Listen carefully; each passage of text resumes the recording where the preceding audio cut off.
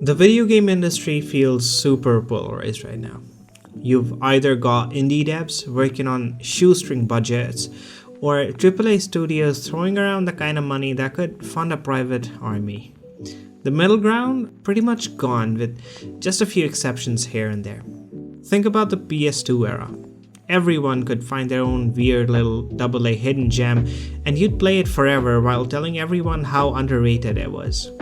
Fast forward to the PS5 era, and it feels like the same 4 to 5 games dominate the spotlight for years. There are plenty of reasons for this shift, but one of the biggest is the skyrocketing costs of AAA game development. Here's the thing, companies need their next project to be bigger than the last, to pull in more money than the last. Why? Because shareholders get cranky otherwise. And if one studio scales up and another doesn't, the smaller one either goes under or gets bought out. So, what do these giant companies do after inflating their budgets? They play it safe.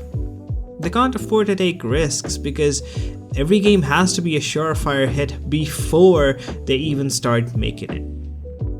Spider-Man 2 from Insomniac is a prime example of this.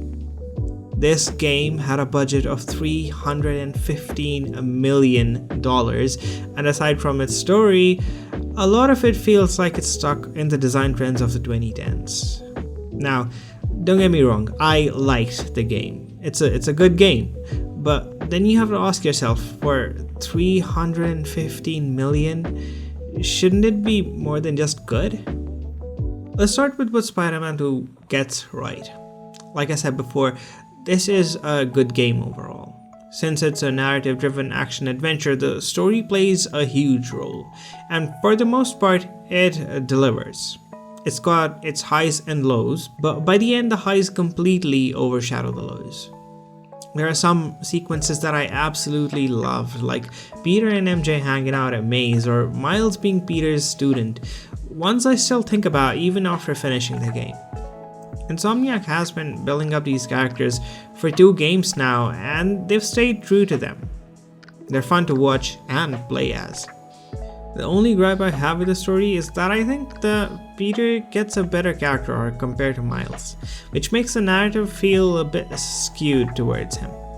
Without giving away any spoilers, the resolution to Peter's central struggle, balancing his life as Spider-Man and as just a regular guy, feels a bit undercooked, even after it gets resolved.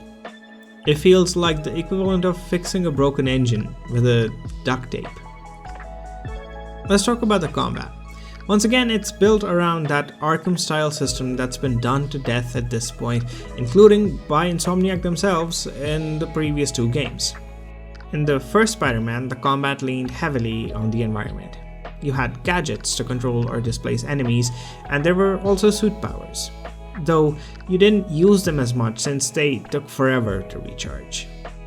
Then, in Miles Morales, we got the Venom abilities, the electric ones, not the symbiote, which actually switched things up a bit and added some variety to how you approach fights. Now, in Spider-Man 2, both Peter and Miles get unique abilities tied to the narrative. These abilities mostly boil down to flashy animations and a lot of damage mapped to a simple button combo, but honestly, they're fun enough even though both of them share the exact 4 ability styles. For example, both Peter and Miles get the launch the enemy upward ability that also deals a bit of damage. And while I would have loved to see both of them have some things each of them were individually better at, we didn't get that. But you've got a lot of moves to unlock and experiment with, which keeps the combat feeling fresh as you progress. What also helps is that there is a lot more enemy variety than the last game. The gadgets in particular play a big role in keeping things interesting. However, the way the game handles the progression of these is something I want to talk about in a minute. Now, let's talk about the best part of this game, the traversal. Honestly, it's so good that it single-handedly carries the whole experience.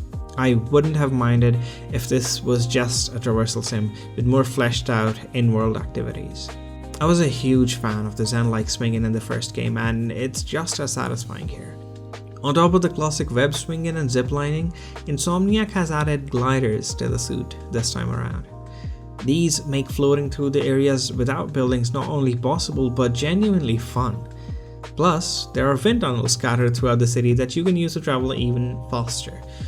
I think these are a smart addition because they give the random swinging and floating some direction. You're not just aimlessly moving, you're engaging with this smaller challenge of hitting updrafts and catching winds, which adds a nice layer of interaction to the traversal. I love to go to a tall building, jump off, and then go into a glide. I can't tell you how many times I did that just for the fun of it. I also did a lot of loop-de-loops, which are literally one of the most satisfying things any game has ever done.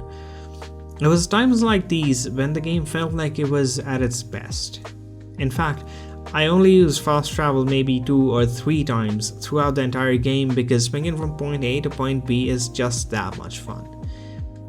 And while I personally love the meditative zen-like feel of the traversal, I know some players wanted more of a challenging experience. Insomniac catered to that too, with options in the game to make it harder if that's more your style. Now, that's pretty much it for the things I genuinely enjoyed. Now, let's get to the rest. One of my biggest gripes with the game is how it handles its side content, rewards, and progression. First off, the side content. It's basically the same handful of activities copied and pasted all over the city. I get that they needed to fill the world with things to do, but instead of creating events that feel organic or dynamic, they just feel like a checklist of chores. Take these EMF pods. 1, they feel like they're taken from the last game again. 2, they have the most boring tasks that are only bearable because of the dialogue. 3, they have Sudoku puzzles that halt the pacing of the game, and I know you can skip them, but I just don't like skipping content. It feels jarring to do these so many times to get random tokens. Or take the sand crystal fights. They feel repetitive because it's the same fight over and over again, just scattered in different areas. It feels like padding, not content. It feels very 2010s open world design, like a smaller version of Assassin's Creed Odyssey with its 1,000,001 enemy camps. The city doesn't feel alive, it feels like a video game city. Sure, there are more cars and pedestrians than in the previous games, but everything feels like it's just waiting for you to come and interact with it. It's also centered around the player. It's like the designers were terrified you might miss something. There's no sense of mystery or discovery in the side content either. For example, once you've done one sand crystal event, you already know exactly what the next 7 or 8 are gonna be like. It gets mind-numbing really fast. And I know what you're thinking, it's side content, you don't have to do it. But here's the thing, these activities are required if you want to upgrade your gadgets or buy or upgrade your suits. And at the center of these upgrades and purchases are the dreaded tokens. What even are these things? The tokens are one of my biggest frustrations because there's no narrative back into them at all. They're the most arcadey, gamey thing here. And they feel unnecessarily complicated, like why am I getting tech parts for stopping a random crime? How does that even make sense, especially in a game that is nowhere close to being in the arcade genre? It's so convoluted that the game literally had to include a chart to explain how to earn these, and honestly, it feels like such a missed opportunity. Instead of handing me some faceless token that means nothing after completing an open world activity like the Prowler base, wouldn't it make way more sense to tie some narrative into it? For example, what if Miles found unique gadget upgrades or even entirely new gadgets while clearing those bases? That way, the progression of your gadgets could feel just as narratively driven as the abilities. It wouldn't feel tacked on, and it would make those side activities feel more purposeful and rewarding. Then there's the open world itself. It feels like something out of a game from the last decade. Sure, it works, but it doesn't feel like there's a 7-year gap between Insomniac's first Spider-Man and this one. Once you fully uncover the map, it shows you the exact location of every challenge and activity.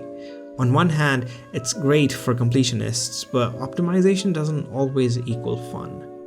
Everything worth doing is already marked on the map, so all I have to do is swing over to it. Like, I already knew where every EMF pod is or where all the hunter blinds are, even though they're supposed to be invisible.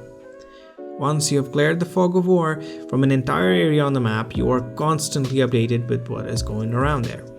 And sure, you can say that the in-game explanation is that the people are reporting it on the Spider-Man app, but it feels like lazy design more than anything else.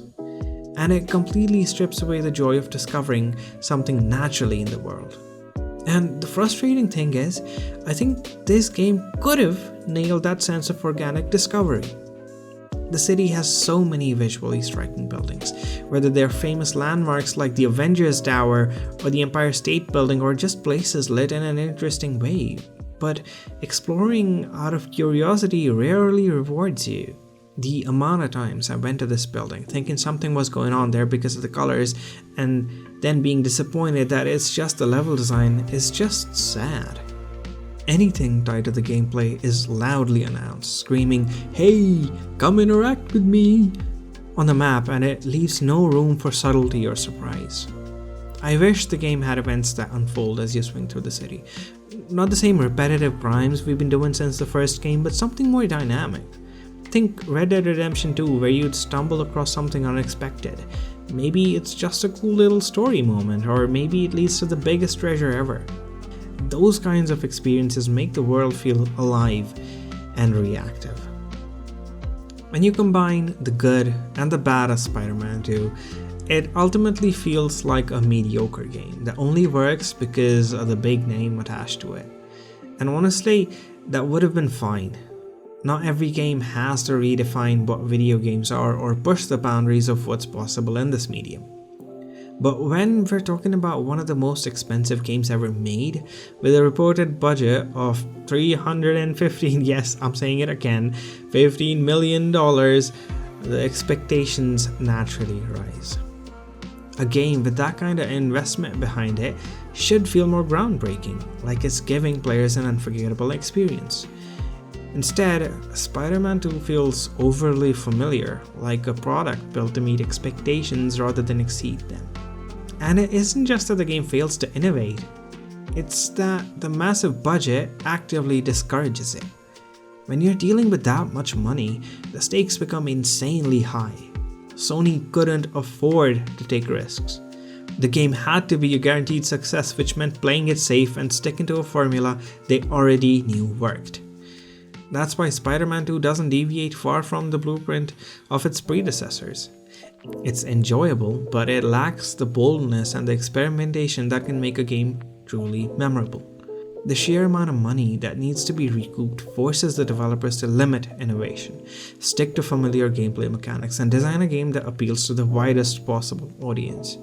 This safety-first approach, while understandable from a business perspective, ultimately results in a game that doesn't feel like it's earned its massive price tag. At the end of the day, Spider-Man 2 feels like it's a lost-gen open-world game wrapped in a AAA budget. It's good, even great in parts, but it doesn't do enough to stand out in an industry that's already saturated with open-world experiences.